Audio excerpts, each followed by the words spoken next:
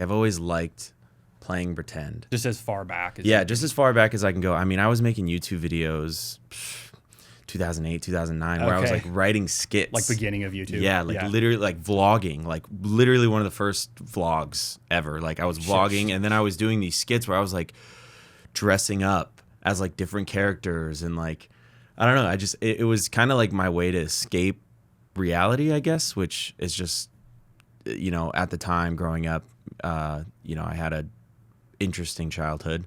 And so that was kind of like what I used is like my imagination to like go to these different worlds. Do you think do you ever, when you're acting, because I've watched you act on smaller projects, I've watched you act on some bigger gigs, you're starting to do some bigger bookings too, like you hit a flow state like while you're doing it, like sometimes when people work, like I know like when I'm working on something that I like, I can work for like hours. Like it doesn't feel like I'm working. Is that the same, or is it more like you're zoned in like performing, like more like sports in a way?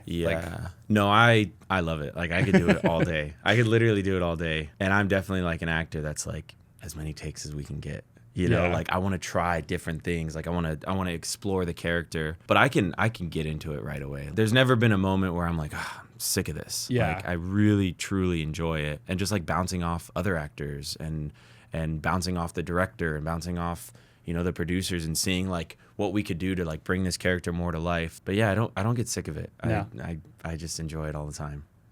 I've had to make like the talking head videos for like this stuff where it's literally like me and the camera. Yeah. It's unbelievably hard. Like so hard. Did you like at the beginning were you like, this is awkward, or this is like, because for me it's like painful. Like I sit in front of the camera and like once it's me and the camera, like I can hit a flow after a couple minutes, but like at the beginning I'm like, did you ever feel that way, or was it just like from the moment that you started doing it, you're like, I feel comfortable, I feel okay?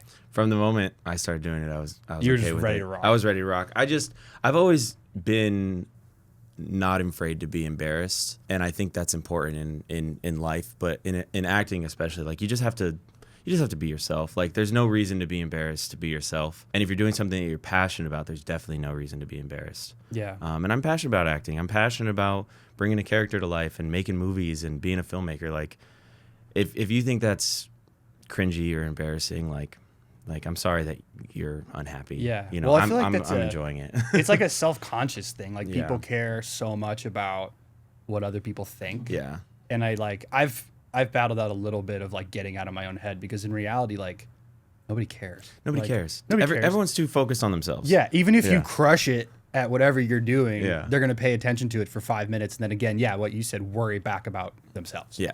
So it's like, why am I holding myself back? Nobody fucking cares. Especially holding yourself back for other people is so draining. It's a waste of time. And like you should always be considerate and empathetic of other people, like if you're really getting into it. But like if you're doing something that you love and you're not harming anybody and you're just having fun, then just enjoy it. And if you're a person that judges other people, it's kind of like you should spend your time doing other stuff. Yeah, that's on you. I've watched you do like such a variety in the acting. Like obviously you're doing some bigger commercial stuff now. I've watched you do a bunch of shorts. Was there any like formal training that you did, or was it just like, hey, I'm gonna try it and adjust? Like what was the process of like honing your craft? Yeah, my process of becoming an actor was definitely different and interesting. It started when I took an elective class in college. It didn't start there, but that was the first moment that I realized that, oh, I can actually do this. It's always something that I wanted to do, right? Like even as a kid, I told you, like I've always wanted to be an actor, but there's no guide, there's no handbook, there's no like, oh, you do this and then you're an actor. There's no path, right? And I wasn't really raised at the idea of like going to film school or going to acting school. I was like, you go to school to become a lawyer. Yeah. And I hadn't, but I wanted to go to college. I thought it was really important for me because nobody in my family had ever graduated from college. And that was just like a goal of mine that I wanted to do. And I took this elective, like a theater class, and I just went for it. And the professor like really saw something in me that I didn't see in myself. And he was like, you should do this. Like you can absolutely succeed in this, and I'll help you with whatever I can. And that just gave me that confidence to really like go after it. You ever pull back on that? Like when you're going through life, does that like pop up in your head? Like, oh, that teacher said Yeah, XYZ. yeah. And there's been a lot of instances where people, have seen a performance of mine and really like been moved by it and be like, oh, wow. Like that was so believable. And so like stuff like that is absolutely helpful. Yeah. But again, going back to the point of like not depending on other people's opinions on my own self-worth, is that teacher helped me see that. And now I'm able to forever see that of like, okay, this is what I want to do. And I'm just going to focus on it and get better at it all the time. Yeah. Yeah. So, I mean, on that, a lot of people try to get into acting. Mm-hmm. Like if you go to LA, so many people are there trying to act. It's like professional sports. It's such a small percentage that actually get to that end mark. Yeah. So for you, like what keeps you on the path? Like what's keeping you? Is it just passion? Is it like when you get up and you're going at like your process, like why keep getting up and doing it? Why keep going to the short film? Why keep auditioning? I love it. I mean, it's just, it's fun. It's entertaining. I feel very lucky because I feel like I found what I'm meant to do as far as like a profession. You just have to pursue it no matter what. Most things in life are a lot harder to achieve than you ever think they are. Like life is hard. Any profession is hard. Acting especially is hard because there's so many people. But I have this philosophy that like, especially in acting, but in everything is like, you knock on the door until somebody opens it up for you or it falls off the hinges. Yeah. And I think in acting, that's very true. I think there's a lot of actors that you look at. I think acting and music both work this way, is that you think there's these like overnight, successes, but it's not. You go and you look at their history. They've been doing it for 20 years before they get their first big role. And I think that's just like what I'm doing. I will never give up and I will continue to push towards this goal. And I think eventually it should work out. And as my track record has shown, it's starting to work out. Yeah. Every year I get a little bit more. Every year I get a little bit bigger. Every year there's that 1% theory. Is like if you're 1% better every day, that's all it takes. Is just one step in the right direction. A small step in the big goal. Yeah. And so, yeah, that's why I pursue it. I have such a passion for it, and I believe in myself, and I believe that if you really want to achieve something, don't make excuses for yourself. Obviously, there's really, really hard obstacles in the way of everything. Just life. Life is hard. Life throws so many different things at you. But if you try your best, I think, you'll at least get closer than giving up. Yeah. I mean, it's funny what you said. Everyone thinks like people are an overnight success. And like, that's in everything. Like I was just listening, I can't remember who, but he's like, you finally get to where you want to go and people call you lucky or people call you overnight. It's like, I've been toiling at this for decades. Yeah. And like, because I finally broke, Yeah. now everyone's saying, oh, he's an overnight wonder. He's a lucky guy. But it's like, they don't see the process. And like, I know for me, I'm really focusing on what the process is, how and the inputs, kind of what we were talking about, like with the podcast. Like, I just want to make a certain number of podcasts. Yeah. I'm not focused on the results of it. For something like acting that's so like creatively driven and also like dependent on what the role is, do you have anything where you're like, I'm going to do this on a weekly basis, or I'm going to do this on a daily or whatever, time frame? Like, that's like, here's how I'm plugging every day, where it's like maybe not necessarily you're acting. Yeah. No, it's really hard to have like a plan. Yeah. It seems like a weird one. It's like painting, but not like you can't paint without painting. Yeah. Like.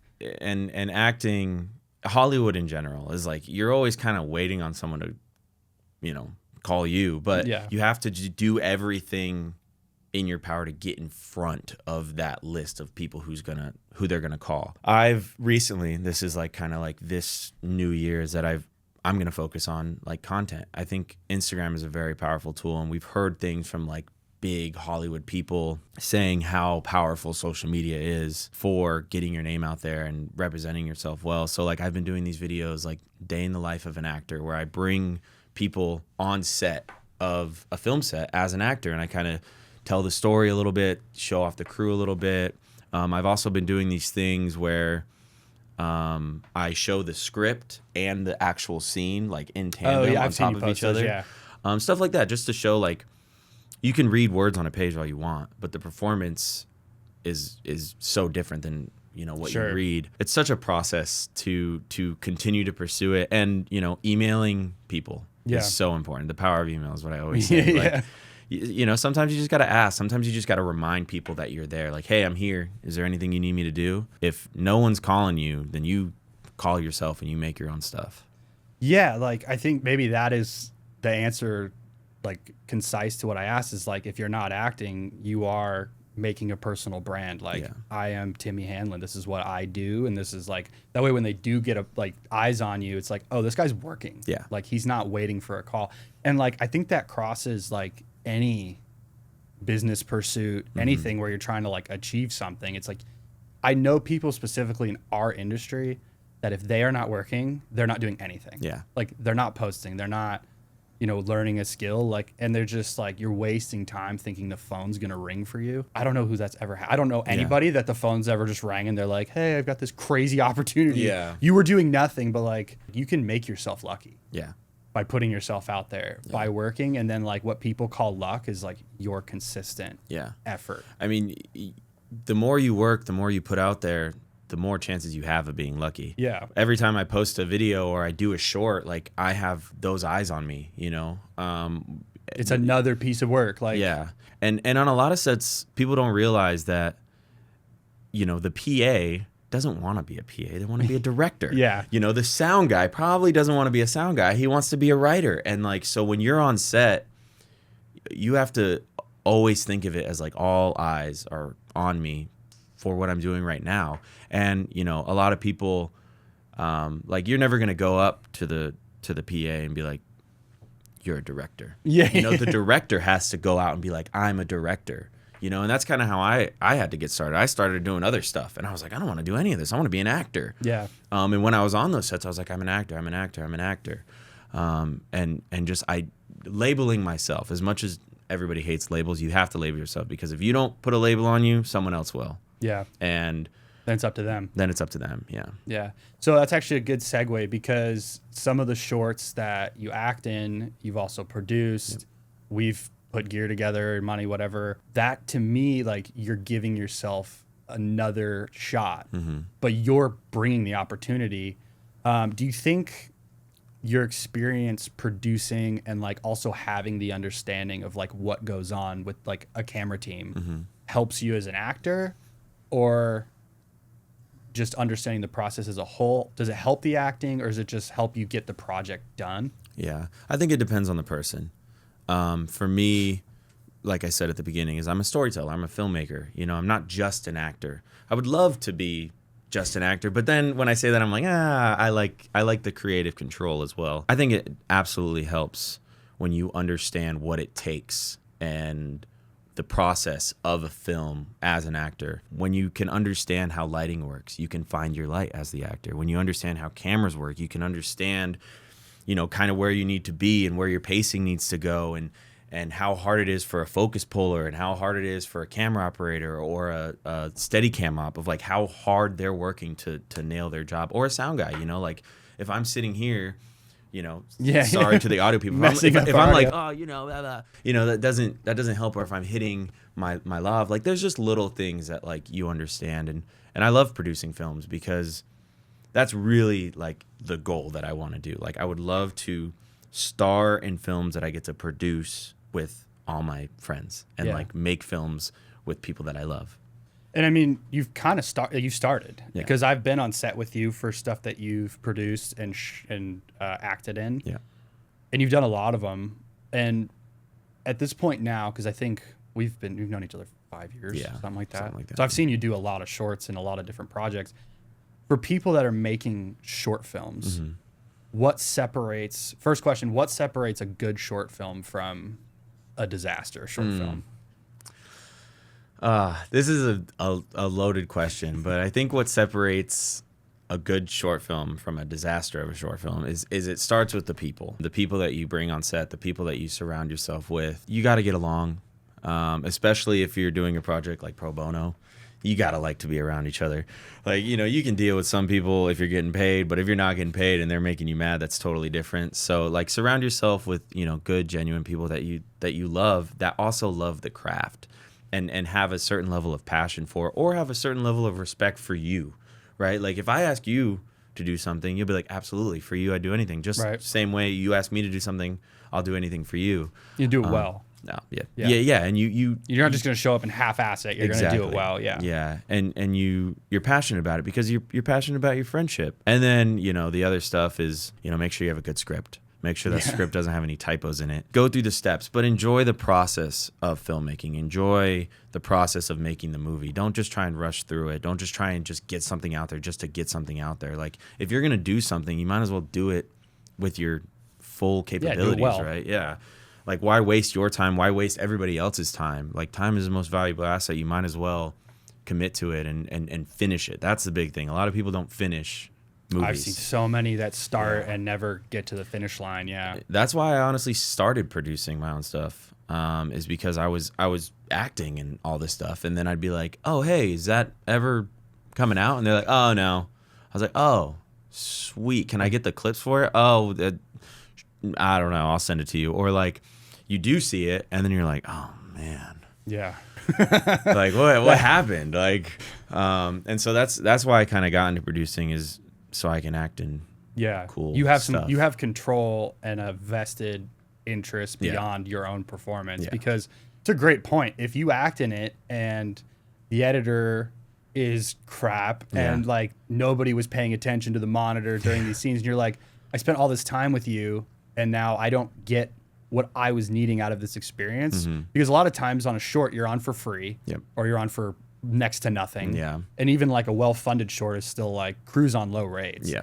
So I think like kind of the follow-up question to that is for you and then for people starting that obviously they're going to be on short films. That's the only way you kind of cut your teeth in this. How do you maximize the experience? I think you maximize the experience by putting people in positions that they want to be in, that they're passionate about. Like, a lot of the times, even still to this day, we have a lot of friends who are full-blown working professionals, like talking in the union, working on massive budget features, but not as the role that they want to be in, right? Like they're an AC or they're a gaffer, but they want to be a DP, right? So you take that and you be like, hey, you're super crazy talented. You have all this stuff.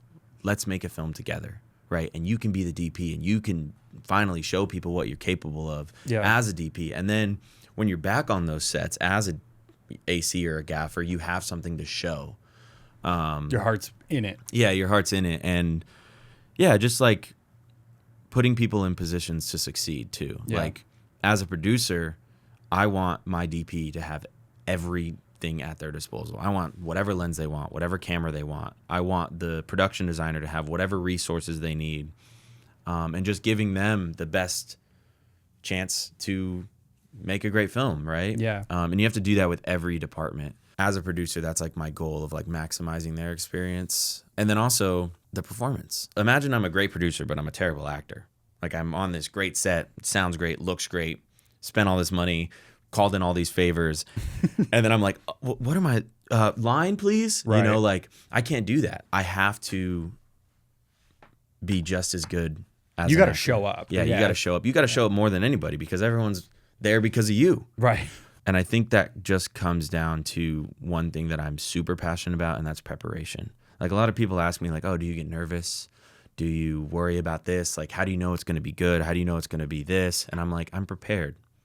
Why would I be scared if I've thought of everything that could happen, right? Or at least I tried. Yeah. Or you've put in, for me, like, I really like that because I've focused so much on preparation also. And it's like, you can't anticipate everything, but you can have some form of a system in place where if something bad does happen, you have a resource or you have some like solution that you can reach down to, or like there's so much in preparation, I think, that separates these projects or any project from being good versus a pile of crap. Is like, how much time did you spend in prep? Yeah. And did you think about things like the location and down to stuff that's dumb, like parking and like, because that can crash half a day. Because if they can't park, they're wandering around. You don't have your crew. Yeah. People don't think of that stuff. Yeah. So you said like you're trying to get crew the resources that they want, lenses. Talk to me a little bit for like, because I understand the process, but some people watching this have never been on a short, or maybe they're students. Like when it comes to putting together the short film, getting your resources together, obviously there's limits with money, location, you know, every department's going to have some kind of limit, especially on a short film. Yep. Any project in general, unless you're on like a Marvel movie for $500 million, like how do you navigate that, putting it together? Obviously you've put together shorts that had great resources. So what is that process like? What I always tell all my, crew is like, make me a list of your dream. I don't care if it's on a Marvel movie. Just make me your list, and I'm going to get as close to that list as I possibly can. And they're going to see it. And most of the time I'll get pretty close. Yeah. Right. But you just have to be resourceful. You have to, a lot of it comes from calling in favors, but calling in those favors is because you do favors for other people. Right. Right. Like and not for the sake of like, oh, I'm going to do this so that way later on I could do it. But you just have to be a genuinely good person and a good friend. And one thing about film sets is that they become like little families. They become, you get so close to people because you're working 12, 16, 18-hour days for 2 weeks. Like, you're going to become close with these people, and then you're going to see them all over the world sometimes. It's like you'll be on a set in California, and then you'll go to Atlanta, and you'll be like, oh, what are you doing here? Film's very small, community in general. It's a very small community for sure. What I would advise if you're trying to like really build the resources for a short film and you have no money is you just ask. Yeah. You just ask. Like, don't be afraid to be embarrassed. Ask politely. What's the worst they're going to say? They're going to say no. They're not going to be like, no, you should give up on your film career because you can't get this lens. Right? Like, you just have to, build these relationships over time. You have to be genuine and just ask, because a lot of the times people are excited about film. Like, we all work in film, and we're used to having cameras around and this and that and blah blah blah, blah and meeting celebrities, but like people who are not in the film industry, they think it's the coolest thing ever. I'm sure every single time you walk around with a camera and you're in a public space, you're gonna get 10 people who everybody's ask you. Looking at you. Everyone's looking at, oh, what are you doing? What is this? It's because it's cool. That's why we got into it, because it's cool.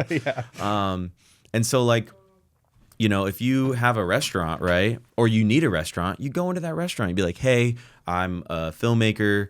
I really want to do this project, and this is the scope of it. Are you, willing to help us out maybe? And you do that with locations, or, you go to a rental house, and obviously there's a business. These cameras are hundreds of thousands of dollars. These lenses are one-of-one sets. You're not going to, walk up to you and be like, all right, I'm going to need a RE35 and the 101 Cooks you have for my first ever film that I'm going to make, right? Like, start small. Like, I know this is like a cliche, but like, it's not the equipment. It's the story. It's the filmmaker behind the equipment. We've seen Oscar nominations on stuff that was shot on an iPhone. I don't know if that's 100% true, but that is a good point, because you do see things that maybe didn't have the most up-to-date whatever or the best lighting package, but they had the basics, and they had, like, I've always said, like, gear doesn't matter to a degree. Because like once you hit a certain level, it's like now you're just giving yourself an easier day or an easier workflow or a new feature or whatever. Because you definitely do need a certain amount of equipment, right? Like if you come to a set on a short and you have no lights, it's gonna be a pretty tough day. It's gonna be a rough day. So you need at least that baseline, which is a whole other conversation. But I mean, I think one thing you said is like just ask and have an expectation in mind that you're probably not going to get every single thing. But funny enough, like if you did come to me, like if I didn't know you and you came to me and you're like, hey, I'm a student, I'm doing this short, and maybe you asked for a package that's like way out of your range. You're like, I do want an Alexa 35 and signature primes. I'm going to say no more than likely. But now you've set me so far to the end of the spectrum that I'm probably going to offer you something that's like pretty decent. Like no to that, but I've got an FX6 that you can probably use. But that's like an interesting way of like, that's just negotiating anything. But I think on a short, if you're like, you go to a location, hey, can we use your diner for a day? They're probably going to say no, but you know what? We close at 8, come in at 8. If you're willing to do an overnight, like I think people get shut down at like the no and they don't realize like you can get halfway there. And for a short film, halfway is a hell of a long way than where you were originally, which is nowhere. Exactly. So, yeah. I think that's interesting. Yeah. But I think what you said is it's the networking, and it's like, hey, I stepped onto a job for free. I made that connection. And then later on, I can call that guy, hey, remember me, blah, blah. And now we have that relationship instead of like cold calling everybody. Yeah.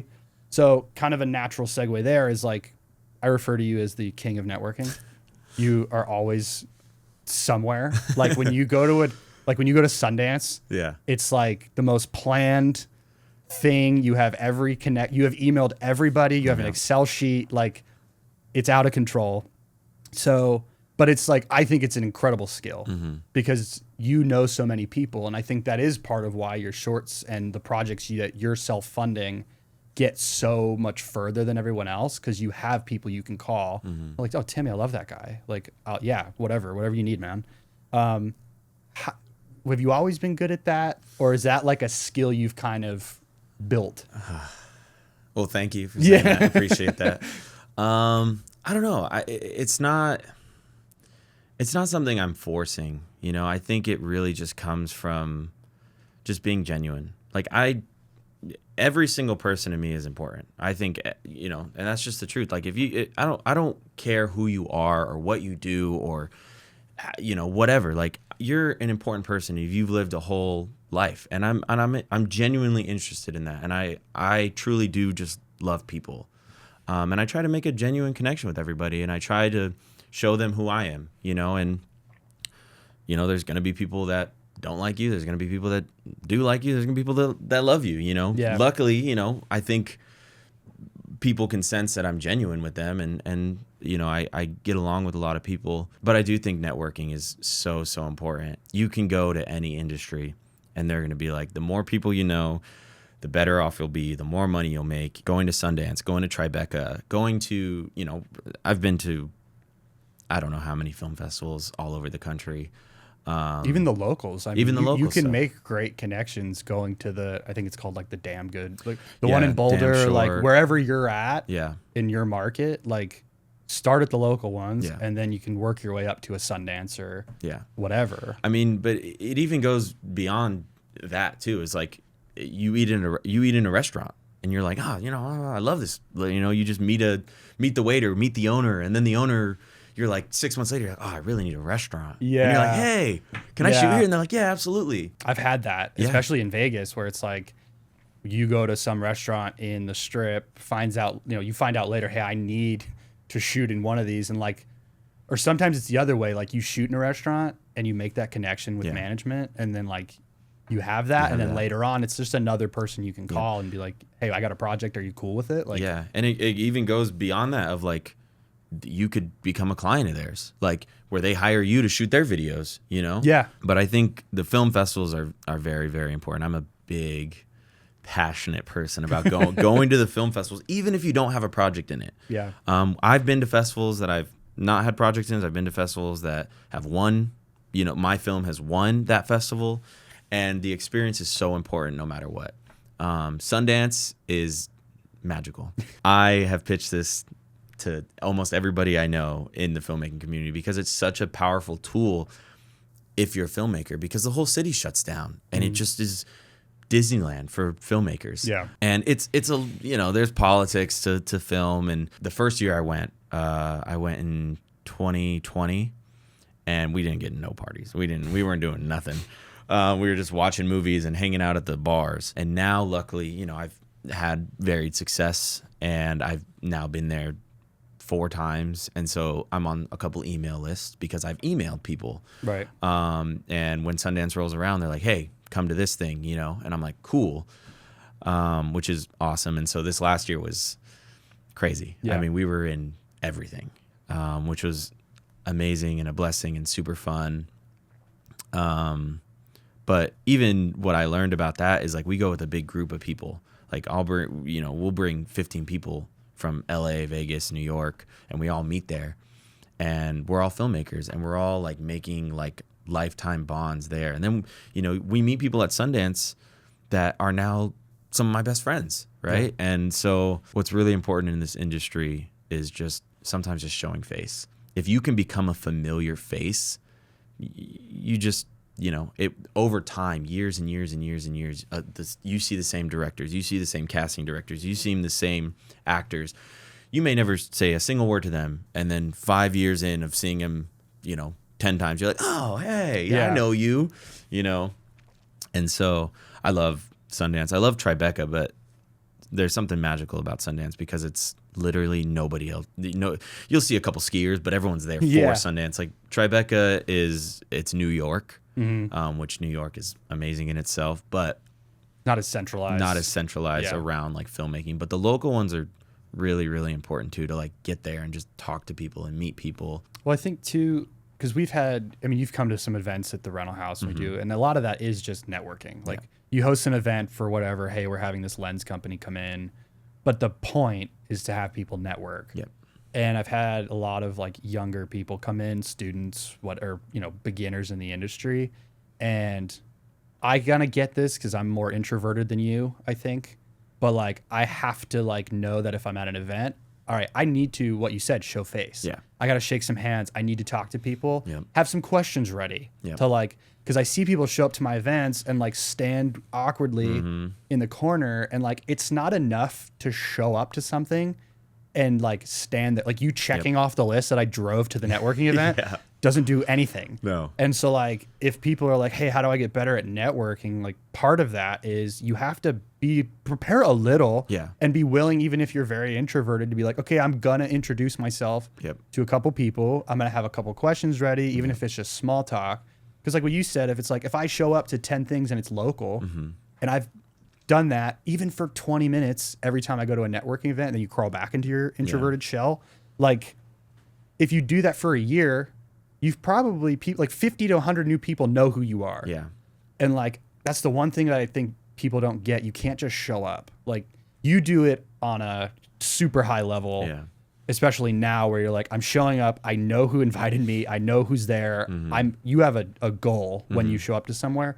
But I think that's important for that beginner person to be like, I'm not just showing up. There is a purpose. And I think that applies to the short film thing too, is like, if you're getting hired on as a PA, have an aim. Yeah. Whether that's even to just watch and write down things that you learn, or to show that you're a hustler.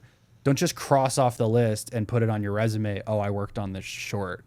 Because like we've worked with people like that, and you don't get anywhere. Yeah. You're just checking things off, and it's like, for what? Yeah. It's pointless. Yeah. I mean, definitely some tips I have for networking in the film industry is be prepared. And like going back to what I was saying about like, don't be afraid to be a little embarrassing, right?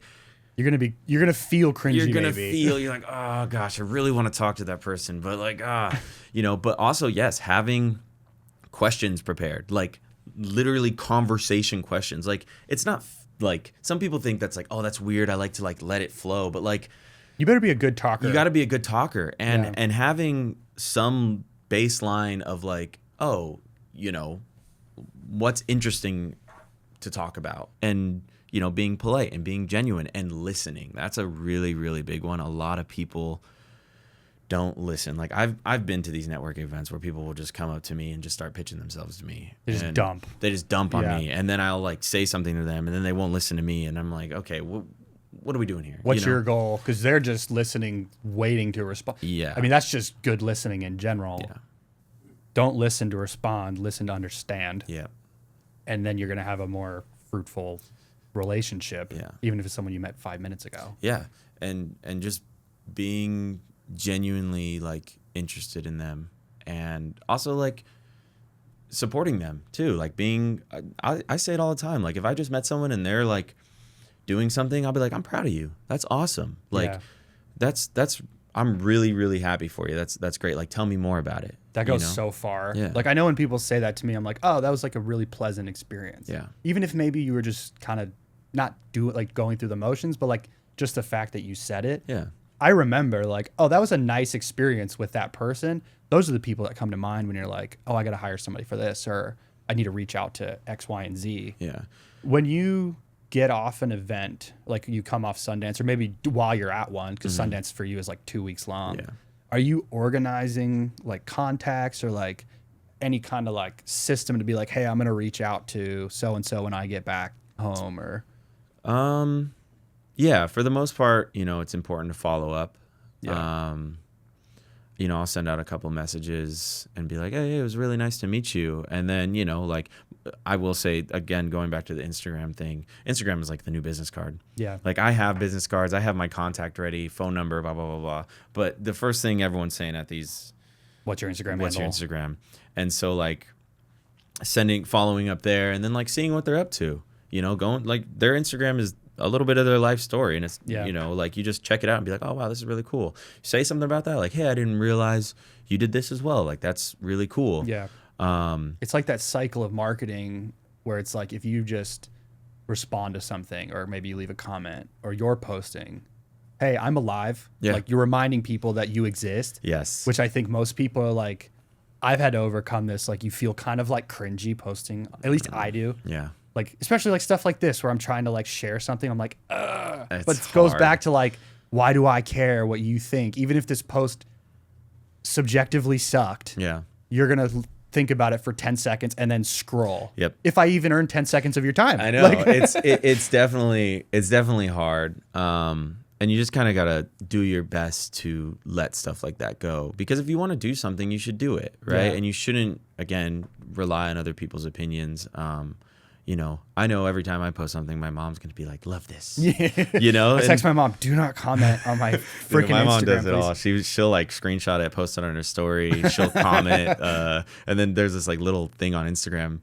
I don't know what it is. And my mom's the only one that does it. It like shows her face with like a little emoji on the picture itself. And I'm like, I don't even know what this is. Moms and Instagram are just, or any social media. Yeah. Yeah, they screenshot your post, put it on their own story. Yeah. Don't edit, don't crop it at all. Don't crop it. Yeah. But yeah, it's definitely, it's hard. Instagram is hard. Instagram Yeah. sucks. But On the other end of that spectrum, though, because in your, like, the fear side of it is like, oh, someone's going to think this sucks or that I'm stupid. That's the one end. In reality, they probably don't care. But on the other side is like, oh, yeah, I did meet Timmy at that thing. What's he up to? Yeah. And then they see that you've, like, worked on some project or you're in a commercial and they're like, oh, I got something for that guy. yeah. But if you don't put yourself out there, Yeah. nobody knows. People forget about you real fast. They will forget you exist really fast. We all are like, not intentionally, but there's just so much going on. Like the film industry is crazy and you're meeting hundreds of people and, it's hard to keep track of everybody. And I've gotten a very positive response from my Instagram and like the videos that I've posted where like people who like I barely know or have never met have come up to me and been like, wow, I saw this video and I thought that was great. And I was like, Yeah. oh, cool. I'm glad this is working in some aspect. Yeah. Um, But I think it's what you said at the beginning. It's not the validation. The validation is great. mhm. At least what I've been leaning into is like, you got to just love the process of doing it. Yeah. And not even love it, but just be committed to it. And you're like, I'm going to do it. Yeah. And I'm going to do it every day or every week, whatever I committed to, I'm going to do it. And I don't care. Turn off, don't look at your comments, whatever. Just go. Yeah. Because at the best part of it is someone's going to see you. Yeah. That's the outcome you're looking for. And I would argue it's a high percentage chance that someone's going to remember your life and they're going to be like, oh, I could use this guy for that, or we can put him in this position, or I should introduce him. That's been the coolest part about starting to do this stuff is people are like, oh, I should introduce you to so-and-so. Yeah. I'm like, I would never have had that if I didn't send this email Yeah. asking if you want to do a podcast. Like, Yeah. but all right, we got to talk about your other work, Mhm.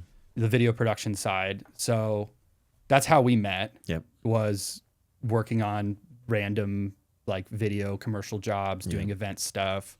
I literally posted on Instagram that I needed a shooter, Yep. and you replied. You just asked. 6 years later, here we are.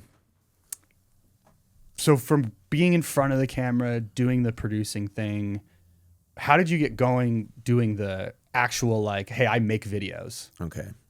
So this is an interesting story. Because like I said, going back years and years and years and years, a camera was my toy, like I just had fun with it. I was always like shooting movies and shooting skits and shooting, vlogs before they were what we knew what they were. And I love storytelling. I love filmmaking. And when I was going through college, I worked a lot of different jobs. In high school, I worked 3 jobs at one time. I was working at Michael's, I was working at a marketing company, and I was a lifeguard. I started shooting, photos just for fun, shooting photos, shooting videos, making videos for fun. And through social media, that kind of gets out, and through word of mouth. And I started doing like weddings for friends of a family member and family members and doing this. And then, that fell into doing real estate. And then that fell into doing pools. And then you're doing real estate and pools. And one day, I was just in it fully, doing all types of videos full time. And I knew that that's what I wanted to do and start my own company, because I wanted the freedom to be able to always take an acting job.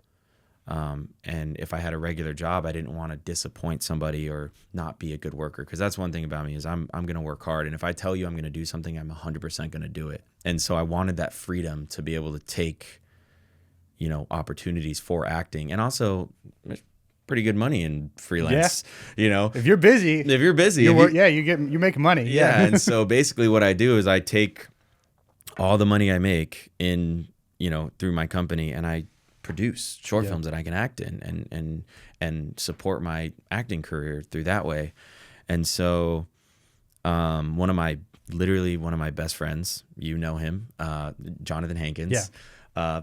He was really the person who kind of like, I started doing really big stuff with him. I started his YouTube channel. I started his podcast. Big Time Hank. That's right. Shout out Big Time Hank. Yeah. And, that obviously led to other opportunities, because if you work with, one NFL player, then other NFL players are going to find out because they're hanging out with NFL players. So I started doing, working with 5, 6, 7 different NFL people. And then what you had posted on Instagram was like, hey, I need a shooter. And I was like, okay. And it ended up being for the Raiders. Yep. And so, and I saw your stuff and I was like, oh, he can hang. Yeah. He'll be fine. He already works with the You're Raiders. already doing this. Yeah. Yeah. Because Hank played for the Raiders. Yeah. And so, we started shooting with the Raiders, through you, and that was a huge opportunity, and people saw that. And then other teams started reaching out. And I started working for other teams. And then I had players who were friends who, it's the NFL, they move around. So I started moving around, and then the teams are like, well, who is this guy shooting this video? So, I've done work for the Dallas Cowboys, the Seattle Seahawks, the New Orleans Saints, LA Chargers, LA Rams, so many different players of all over the league. And that's also led me to, just sports in general. I've shot with the NBA, I've shot with the NHL, I've shot with the UFC, I've shot with, bodybuilders. Yep. Who's another big client of mine, Ziggler Monster. Amazing guy, amazing friend. And we travel literally the world shooting content for him. So I think I've asked you this before, and I might know the answer, but how did you meet Hank? My dad owns a pool company. And when I first started shooting my dad's pools, because I was like, my dad wasn't really on social media, or, he was kind of old school marketing. And I was like, hey, like, I'll do this for free. Like, I'll shoot your pools for free just to kind of help you. And I was also doing like real estate through a real estate agent. And then we did a bunch of real estate stuff together. We've done so much stuff together. I was shooting a pool for my dad, and he just walked out into his backyard. And it was his pool? Yeah, it was his pool. Oh, okay. I had no idea who he was. Yeah. He was like, what's up, man? But your dad built the pool. You showed up to shoot the pool. My dad built the pool. I showed up to shoot the pool, and he just, walked outside. And I was shooting this really cool, like, my dad really wanted to make like a reality TV show about like pool building. Okay. And so I just kind of was doing that for him. And so I kind of got to meet Hank through that. And him and I just like hit it off. Like we were like, when you like meet someone and you're like, did we just become best friends? Yeah. Like that meme, like that's literally how it happened. And then, he was having a baby shower and he invited me, and I was like, I'm just going to shoot this for free. Yeah. Like as a friend, like I love storytelling. Like I'll shoot this. And I was doing weddings and stuff like that. So it was nothing to me, like whatever, I'll bring my camera. And I shot this video for him, and I sent it to his wife, Massa, who's also their family, like literally their family to me. Yeah. They loved it. They were freaking out. They're like, oh my God. And I was like, oh, this is great. And they were like, we want to hire you. to do our baby shower. And so we set that up, and I did their baby shower, and that was kind of really it. And then like 8 months later, he calls me, and I was like, oh, hello? He's like, yo, I want to start a YouTube channel. And so, yeah, that's kind of how that story started. And that was, we've had his YouTube channel for like 3 years now. And yeah. We've had, a lot of success over there as far as like starting something from nothing to something. And, but yeah, that's kind of how I met Hank, is putting yourself in positions to be lucky, I guess. Yeah. Everyone would call that luck, but you were working. Yeah. You were shooting your pool, which Yeah. like, I'm sure it wasn't like the best paid job ever. Oh no, it was free. Probably for free. Yeah, it was your free. dad, so Yeah, it's free. Yeah. And like same thing, It's you're the like worst paid job. You're doing a baby shower for no money, Yep. which now has led to you've shot I don't even know how many videos, Yeah. and that probably went Yeah. into Ziegler and all these other guys, and like literally from I'm just gonna work today. Yeah. I'm not gonna get paid. Yeah. I'm just gonna do something. Yep. What's the vision for Rising Sun Studios? Like, where do you see that company going? And then I guess to add into it, where do you think your life's going? Like, what do you want your life to look like in 5 years regarding your production work, and also like as an actor and just as a person? Yeah. Rising Sun Studios, I'm super passionate about. I mean, I love it. I've built it from nothing, right? And now it's this, pretty big multimedia production company that shoots all different types of things. It supports my life. It supports, some of my friends' dreams. I have about, 4 or 5 part-time employees, 1 full-time employee. And it is the catalyst to doing what I really want to do. And it's fun. It's amazing. Like to be able to do what I love every single day is like, I'm so grateful for that. And I'm so grateful for the people that support that. So I just want to keep going, right? I just want to keep building it, keep making fun, awesome stuff. I would love for it to continue on the media side of things, on the content side of things. I love that. I love telling personal stories through YouTube. I think YouTube is such a beautiful tool that like you get to see like individual stories, and sometimes you get to watch whole people's lives. Like specifically with Hank, I've shot his daughter's gender reveal, and she's now 4.5 years old. Yeah. And I've shot her whole life. And even he had a son too, and I've shot their gender reveal and their baby shower, and like literally the first day they ever brought their baby home, like that's forever theirs. And they can watch that forever. And I think that's super powerful. So I love telling those type of stories. And so I want to keep doing that, but I do definitely want to get into like the narrative of it. Like Rising Sun Studios has produced, I don't know, 40 short films that have been all over the world, have won hundreds of awards. I've also produced a pilot episode called Still Carousels that we are extremely, extremely excited for and proud of, and currently seeking distribution for that. We've done 2 feature films with a 3rd one on the horizon coming up this year that I am so passionate about this next project. Like I am literally going to dedicate 99.9% of myself into this project. And I'm so excited about that. It's called Devils and Dust, which was actually a short. Okay. And now 3 years later, we're going to make it into a feature because we've, gotten some buzz through the film festival circuit. As far as myself as an actor in 5 years, I mean, you can't A-list, obviously. Like why would I you go any lower? Yeah, right. Like Marvel movies, whatever, art that impacts, movies that move people, movies that inspire people. That's what I want to make. And that's where I want to be. I want to be there tomorrow. But obviously with a plan of like continuing to do what I'm doing, like continuing just to work hard and be genuine and trusting my path that I'm going to succeed, right? Like one thing about me, I've said that so many times, so I guess multiple things about me is that I'm going to work hard. I'm going to be a good person. Like no one's ever going to stray me from that. Like I'm a big believer in like bad energy stops at me. Like if you're mean to me, I'm not going to go be mean to someone else. Like I'm going to just be like, hey, I'm going to try and understand you and understand you probably had a bad day.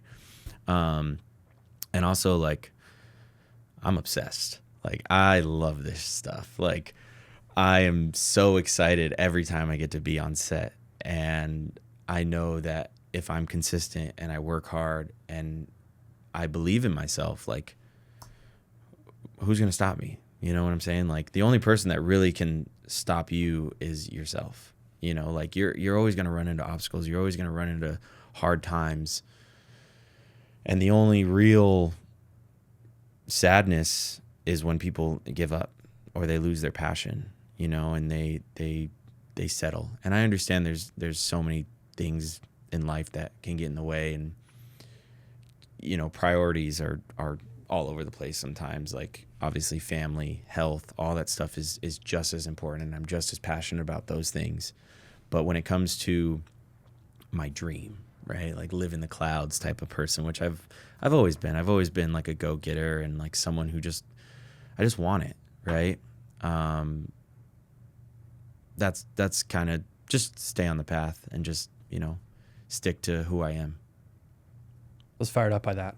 I feel like jazz right now. All right. Where can people find you when they watch the episode? How do you find more stuff about Timmy? Instagram is great. What's your obviously, Instagram? At Timmy Hanlon. Okay. My company is at Rising Sun Studios. There's a lot of S's in there, so just watch the S's. It's Rising Suns Studios. That's kind of where you can find me. Yeah, you watch season 3 of Hacks. You'll see me. See you on there? On the introduction. That's sick, dude. The first shot. Technically, I'm an Emmy winner. No, I'm just kidding. I'm just kidding. But yeah, just, I don't know, reach out. Cool, man. Yeah, I love people. I love meeting new people. So, yeah. Sick, dude. This was awesome. Yeah, thank you so much. No, Appreciate thank it, you. I really deeply appreciate this. I feel like we could have gone another 3 hours.